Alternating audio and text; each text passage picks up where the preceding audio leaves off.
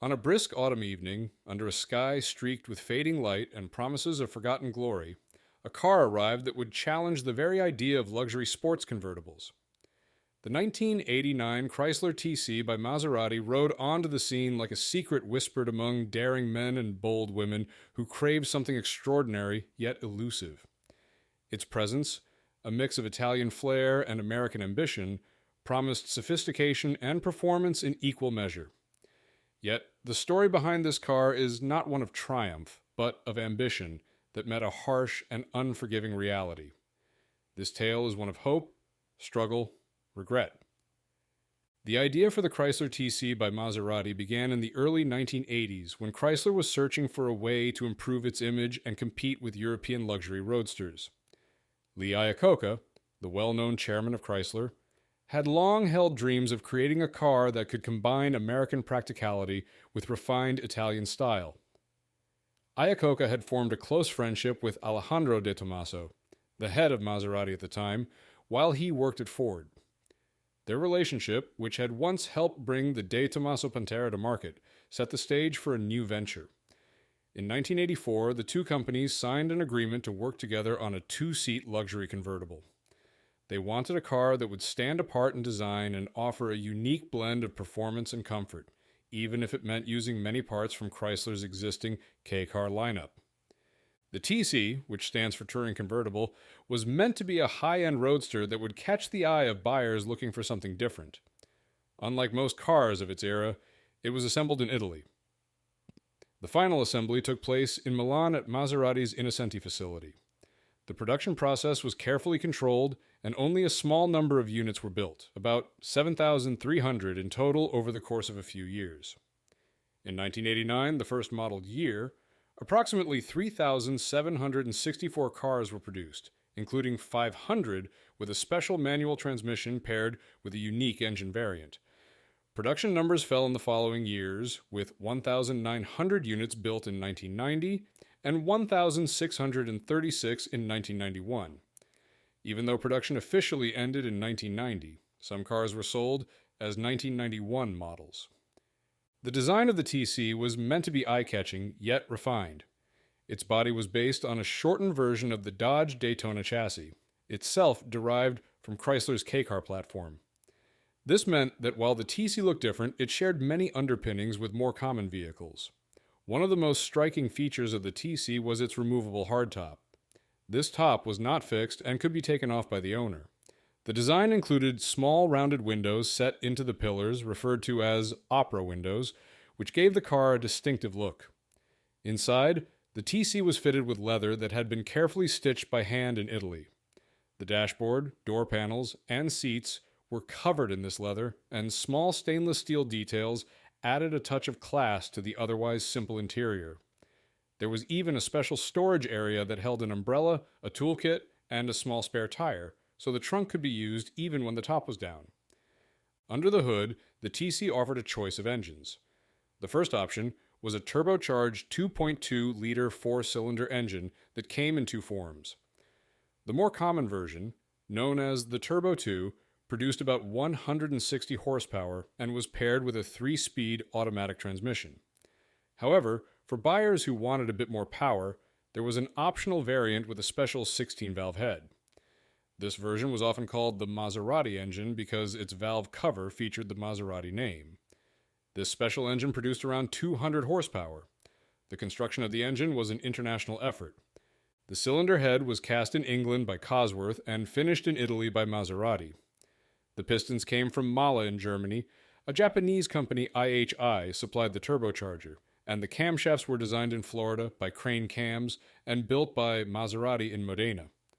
For those who desired a sportier feel, 500 cars were equipped with a manual 5-speed transmission made by Getrag. In later model years, Chrysler replaced the turbocharged 4-cylinder with a different engine. For the 1990 and 1991 models, the TC was offered with a Mitsubishi-supplied 3.0-liter V6 engine. This engine produced about 141 horsepower and was paired with a 4-speed automatic transmission. Although the V6 was smoother, many enthusiasts felt that it did not match the character of the turbocharged 4-cylinder, especially the special 16-valve version that had been available in limited numbers. The change in engine choice reflected feedback from buyers, many of whom complained about the turbo lag and rough nature of the original power plant. The TC's styling was an attempt to fuse American muscle with Italian elegance. The exterior was available in several colors, including bright choices such as yellow and red, as well as more subdued hues like Cabernet and black. The interior leather came in various colors as well, including ginger, Bordeaux, and black. Despite the care taken with the TC's design, many buyers found that it looked too much like the less expensive Chrysler LeBaron convertible. The LeBaron shared many features with the TC, such as the basic chassis and many mechanical components, but it was priced significantly lower. This similarity in appearance and parts made it difficult for the TC to justify its higher price tag. The car's suspension and handling also reflected its mixed heritage. The TC was built on the shortened Dodge Daytona chassis, which meant that its ride and handling were more in line with a regular family car than a true sports car. Special suspension components and dampers were developed by the German firm Fichtel and Sachs. An anti-lock braking system made by Tevez was also fitted as standard equipment.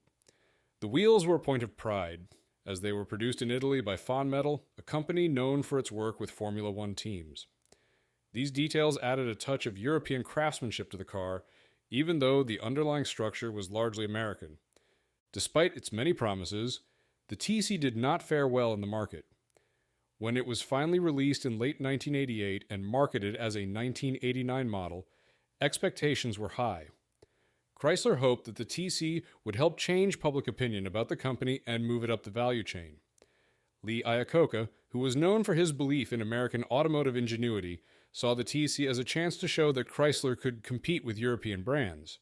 However, many critics and potential buyers saw the car as little more than an expensive, hand-assembled version of an existing model. The high production costs, combined with a price tag that was about US $33,000 for the base model in 1989, made it a hard sell.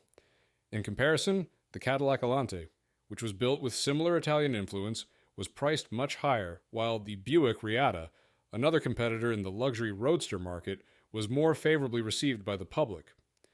Many auto experts and enthusiasts have since criticized the TC for its lack of true innovation.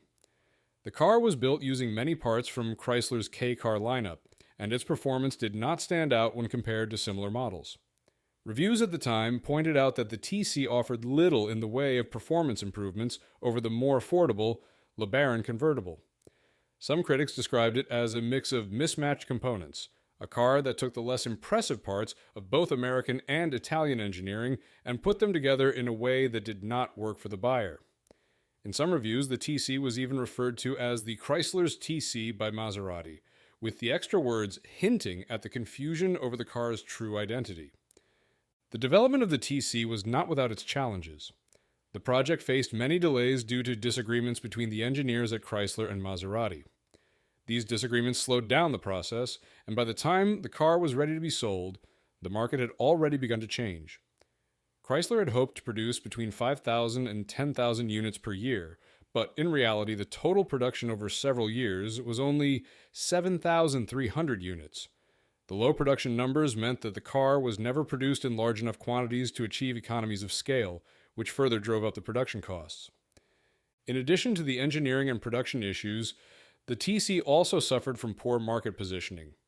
Chrysler tried to market the TC as a luxury roadster that would change the way people thought about the brand.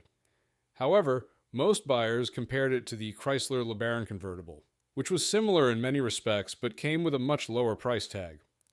The high cost of the TC, combined with its perceived lack of performance and refinement, meant that very few customers were willing to take a chance on it. This situation was worsened by the fact that some of the buyers who did purchase the TC ended up with models that featured the less desirable Mitsubishi V6 engine instead of the more powerful turbocharged four-cylinder option. Today, the 1989 Chrysler TC by Maserati is a rare find. For collectors and enthusiasts who appreciate a car with a troubled past, the TC offers a glimpse into a time when American automakers were trying to reinvent themselves. The car's combination of American engineering and Italian styling may not have worked out perfectly, but it remains a bold attempt to create something new. Its story is filled with international cooperation, design compromises, and the harsh realities of a competitive market. Even if it did not become the luxury roadster that many had hoped for, the TC by Maserati still has a place in the history of automobiles.